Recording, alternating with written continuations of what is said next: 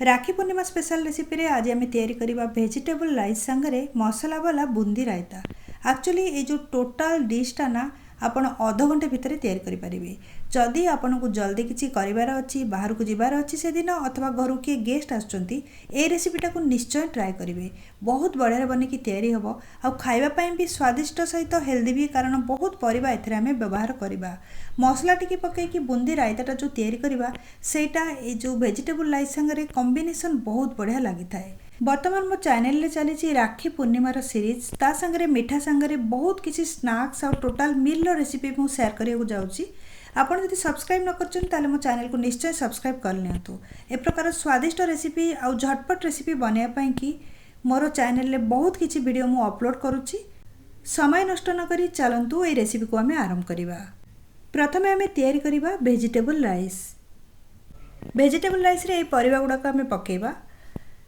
चारटा परिबा total मु नेची, आपण देखि पारुथिबे। कैप्सिकम ता संगे गाजर को पूरा छोट छोट करी काटी के नेची, बीन को भी छोट छोट करी काटी के नेची, कोबी गुडा को छोट छोट खंड रे काटिची।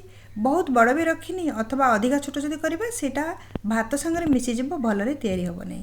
ए सब परिबा गुडा को भात रे मिसेबा द्वारा भातटा भी हेल्दी हो जाय थाए और पिला माने आको खाइबा को बहुत भलो पाइथांती, कारण फ्लेवरटा यार बढ़िया आसी थाए। पियाज तीनटा को छोट छोट करी काटी नेची। पियाज को प्रथम भाजिकी तापर परिबा को सेथरे आमे पकेबा। चाउल को 15 मिनिट पूर्व मु भिजेकी रखिथिली। चाउलटा भिजिला परे तादरु पानी निगाड़ी की आउ 15 मिनिट रखिची। हाथ रे नेले जेमति चाउलटा धुआइनी सेमति लागुची ना, टेक्सचरटा ऊपर एटा सुखी जाइची। चाउलटा को जदि आपण प्रथमरु धोईकी 15-20 मिनिट रखि दउचंती ताहले सेटा भात बहुत बढ़िया हिताय, सेथिरे चाउलटा झणझणिया हो जायताय। प्रथमरु एठी मु गोटे कड़ाई को गरम करि नेची। कड़ाई रे प्रथमे आमे तेल नै जिबा। 4-5 चामच तेल नबा। छोट कप रे 3 कप चाउल मु नेची, से अनुसार तेल भी मु 4-5 चामच नै जाइची बड़ चामच रे। सेथिरे प्रथमे आमे गोटा गरम मसला पकई नबा, जेमिति कि 2टा गुजराती ता संगे 5-6टा लवंग और 10-12टा गोलमरीच मु नै जाइची। तेलटा गरम हैला परे सेथिरे गोटा गरम मसला गुडा को पकई दबा और टिके समय पर्यंत छाड़ी दबा। तापरे पियाज पकई दबा। वर्तमान आमे पियाज को भाजिबा। पियाज को भाजिबा जो पर्यंत पियाजर कलरटा टिके चेंज हो आछि, पूरा जमारू डार्क करके भाजिबेनी। पियाजटा आधा कुक हैला पर्यंत पियाज को भाजिबा आमे। आपण चाहिले सेम प्रोसेस रे कुकर रे भी करि परिबे। कुकर रे आउरी जल्दी एटा तैयारी हिजबो, किंतु जदि आमे कड़ाई रे करछे ना, मझिरे मझिरे कवर को काढी के आमे चेक करि परिबा, जहा द्वारा कि भातटा गोटा गोटा हिथिबा समय रे आमे बंद करिबा फ्लेम को, घोड़े की किछ समय रखि नबा। पियाजटा आधा कुक जेतबेले हिजबो सेथिरे जो पनीपरिबा को काटी के रखिथिले सेगुडा को मिसेई नबा।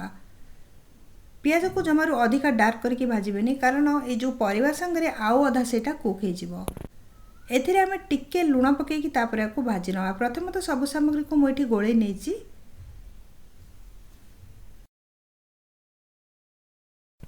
वर्तमान एथिरे टिके लुण पकेई दबा, जहा द्वारा कि एटा शीघ्र आधा सिझी जिवो।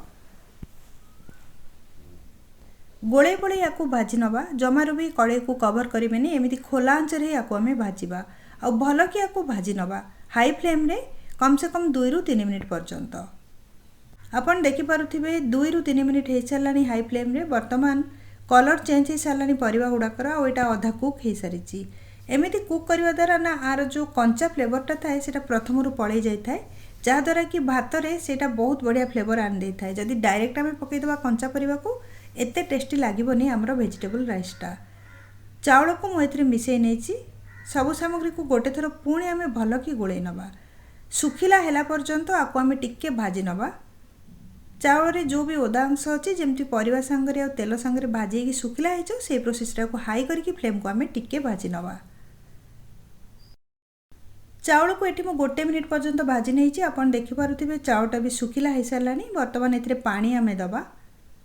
जेतिकी परिमाण रे मु चाउल नेची तार 2-2.5 गुण भितर पानी देबी। चाउल ऊपर डिपेंड करे सेटा केतिकी पानी खाउची। मु एठी 2.5 गुण पानी दउची। जेमिति कि मु नै जाइतली 3 कप चाउल, ता पई कि मु नै जाइची 7 कप अधा पानी आ लूण टिके मिसेई नेची। गोटे चामच लेंबुर रस, जोटा कि फाळे लेंबुर रस मु एठी पकेई नेची। लेंबुर रस पकेबा द्वारा चाउल गुडा को गोटा गोटा हेकी तैयारी हबो, खोलिबनी चाउल गुडा को। तापर एथि लुण आपण टेस्ट हिसाब रे पकेइबे, जेतिकी लुण दरकार सब जिंस को गोळेई नेबे, थरे स्पून ने टेस्ट कर देबे, तापर आउ टिके लुण पकेई नेबे। साइड रे लगी चाउल गुड़ा को स्पाचुला रे बाहर कर नौची। सबु सामग्री को भल कि गोटे थर गोले नवा। बर्तमान आपको आम कवर कर नवा स्लो मीडियम फ्लेम रे 15 ରୁ 20 मिनिट पर्यंत भात को कुक होगा दवा। तापर चेक करिवा।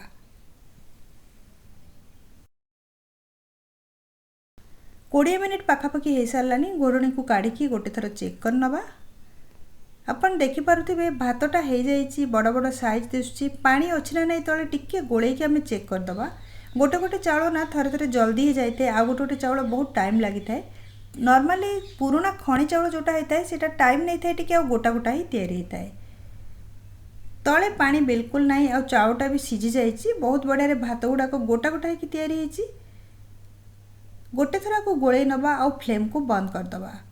वेजिटेबल राइस की स्पाचुला रे टिके एपट सेपट करी साइज करदे। गोले सारा पर जमती कि तल भात गुड़ाक उपरक हो ऊपर भातटा तलू पलि आसो सेमती आम गोलेबा। तापर पुणी थे आपको कवर करके 15 मिनिट पर्यंत छाड़ीदे जहाँद्वारा कि पानी अंश जहाँ भी थो सेटा मरीज आ फ्लेम को बंद करदे। तापर आपको घोड़े रखिए।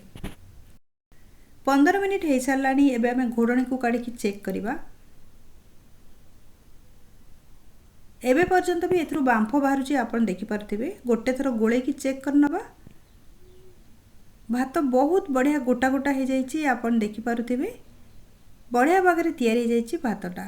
तो वेजिटेबल राइस आपन देखलेनि जे कड़ाई रे केते कम समय रे आ केते सारा वेजिटेबल्स पकेकी आमे याको तैयारी कले। वेजिटेबल राइस तो तैयारी हो गला। वर्तमान आमे झटपट करिबा मसला वाला बुंदी रायता। बुंदी रायता पर प्रथमे मुझे दही नहीं जाइए। एटा ताजा दही खट्टा बिल्कुल दही नेबेनी आपण। काठुआ दहीटा से प्रथम आम भलरे बीट करनवा। बीट करने द्वारा ना जो बिंडा बिंडा अंश गुड़ाक थाए दहीर से मिक्स हो पूरा। तापर रायता रे पानी आ बुंदी सांगे यहाँ भलरे मिक्स हो गोटे 2 मिनिट पर्यंत आपको आम बीट करनवा। गोटे जगार मुझे उषुम पानी नहीं जाइए 2 कप खंडे उषुम पानी। उषुम पानी कहीं नौ ना एथिरे आमे बुंदी को भिजेबा। प्रथमे मसला टिके पकईदबा जमीती कि मुझे पकई देछि आधा चामच लुण। ता संगरे लंका गुंड नहीं जाइए आधा चामच। भजा जीरा गुंड नहीं जावा आधा चामच।